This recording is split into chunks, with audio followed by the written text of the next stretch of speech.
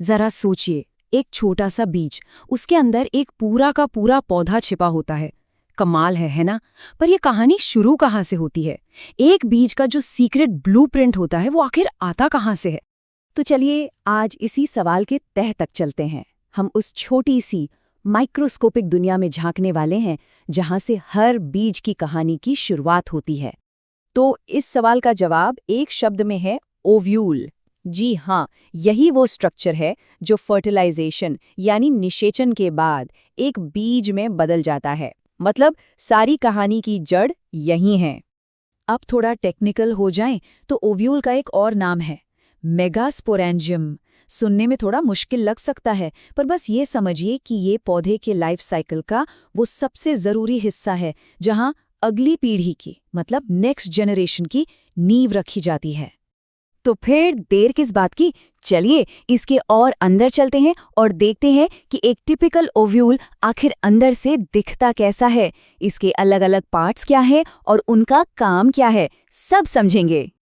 ये जो तस्वीर स्क्रीन पर है, इसे अपना मैप समझिए। ये एक टिपिकल एंजियोस्पर्म यानी फूल वाले पौधे का ओव्यूल है। इसी के सहारे हम इसके अंदर का सफर तय करेंगे। तो सबसे पहले बात करते हैं न्यूसिलिस की। ये ओव्यूल का आप कह सकते हैं मेन गूदेदार हिस्सा है और इसका काम है पोषण देना। इसे एक तरह का न्यूट्रिशन वाला लंच बॉक्स समझ लीजिए, जो अंदर पल रहे एम्ब्रियो यानी भ्रूण को खाना पहुंचाता है। इस डायग्राम में देखिए न्यूसिलस कैसे एम्ब्रियो सैक को चारों तरफ से घेर कर बैठा है। ये एक कुशन की तरह काम करता है और ये पक्का करता है कि एम्ब्रियो को बढ़ने के लिए जो भी चाहिए वो सब मिलता रहे। अच्छा, अब आते हैं इंटेग्यूमेंट पर। ये न्यूसेलस के चारों तरफ एक प्रोटेक्टिव लेयर है, एक तरह से ओव्यूल का सुरक्षा कवच। और हाँ, इस कवच में एक छोटा सा गेट भी होता है, एक ओपनिंग, जिसे माइक्रोपाइल कहते हैं। यहीं से फर्टिलाइजेशन के लिए एंट्री होती है। ज्यादातर केस में ये दो परतों में होता है, एक बाहरी और एक अंदरूनी इंटेग्यूमेंट, और ये दोनों मिलकर एक बढ़िया मजबूत प्रोटेक्टिव कोट तैयार करते हैं। और अब सबसे जरूरी हिस्से की बारी, एम्ब्रियो सैक। इसका दूसरा नाम फीमेल गैमेटोफाइट भी है। ये न्यूसिलस के बिल्कुल अंदर महफूज रहता है और इसी के अंदर होता है एग सेल, यानी वो कोशिका जो फर्टिलाइजेशन का इंतजार कर रही है। ये देखिए, एम्ब्रियो सैक एकदम सेंटर में है। यहीं इसी जगह पर अगली पीढ़ी की चाबी छिपी हुई है। तो अब तक हमने जिस टिपिकल ओव्यूल को समझा वो तो बस एक टाइप है। कहानी में ट्विस्ट ये है कि नेचर ने ओव्यूल्स के लिए एक नहीं बल्कि कई अलग अलग डिजाइन बनाए हैं। कुल मिलाकर इनकी बनावट और ओरिएंटेशन के हिसाब से 6 बेसिक डिजाइन होते हैं। 6। तो चलिए एक एक करके इन सभी से मिलते हैं। स्क्रीन पर देखिए, बाईं तरफ है ऑर्थोट्रोपस, मतलब एकदम सीधा, सब कुछ एक सीध में। और दाईं तरफ है एनाट्रोपस, यानी उल्टा। ये पूरा का पूरा 180 डिग्री घूम गया है। और सबसे मजेदार बात जानते हैं क्या है? ज्यादातर फूल वाले पौधों में यही उल्टा वाला डिजाइन मिलता है ना कमाल? अब आता है नंबर 3, हेमीट्रोपस।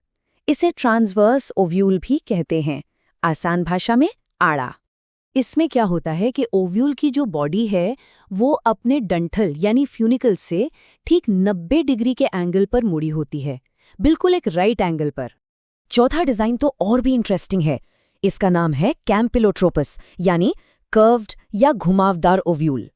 इसका जो कर्वेचर है, जो घुमाव है, वो कुछ ऐसा है कि ये देखने में थोड़ा थोड़ा राजमा या बीन के दाने जैसा लगता है। और इसी खास कर्व की वजह से इसका जो एंट्री पॉइंट है, माइक्रोपाइल, और इसका जो बेस है, चलाजा, वो कभी भी एक सीधी लाइन में नहीं होते। चलिए अब हम पहुंचते हैं आखिरी 2 डिजाइन्स पर, और इनमें तो घुमाव अपने एक्सट्रीम पर है। ये हैं एम्फीट्रोपस और सिरसिनोट्रोपस। एम्फीट्रोपस में कर्व इतना ज्यादा है कि ये घोड़े की नाल जैसा शेप ले लेता है। और कमाल की बात यह है कि इसमें एम्ब्रियो सैक खुद भी मुड़ा हुआ होता है। लेकिन सिरसिनोट्रोपस तो एक अलग ही लेवल पर है। इसका डंठल इतना लंबा हो जाता है कि वो पूरे ओव्यूल के चारों तरफ घूमकर 360 डिग्री का चक्कर लगा लेता है। नतीजा, माइक्रोपाइल घूमकर फिर से ऊपर की तरफ आ जाता है। तो अब सवाल ये उठता है कि आखिर इतनी वैरायटी क्यों? इन अलग अलग शेप्स का मतलब क्या है? भाई, इसका जवाब इनके फंक्शन यानी इनके काम में छिपा है। देखिए, असल में बात यह है कि ओव्यूल का शेप और उसका ओरिएंटेशन रैंडम नहीं है। हर एक डिजाइन लाखों सालों के इवोल्यूशन का नतीजा है, एक एडेप्टेशन है। पौधे के लिए सबसे जरूरी क्या है? सक्सेसफुल फर्टिलाइजेशन, और माइक्रोपाइल की सही पोजीशन इसमें एक बहुत बड़ा रोल प्ले करती है।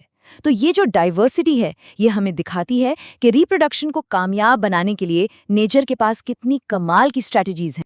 तो जाते जाते बस एक सवाल, अगर एक पौधे के इतने छोटे से हिस्से में इतनी कॉम्प्लेक्स डाइवर्सिटी मिल सकती है, तो जरा सोचिए प्रकृति ने और न जाने कौन कौन से अद्भुत डिजाइन हमारी नजरों के ठीक सामने छिपा रखे होंगे, जिनके बारे में हमें पता भी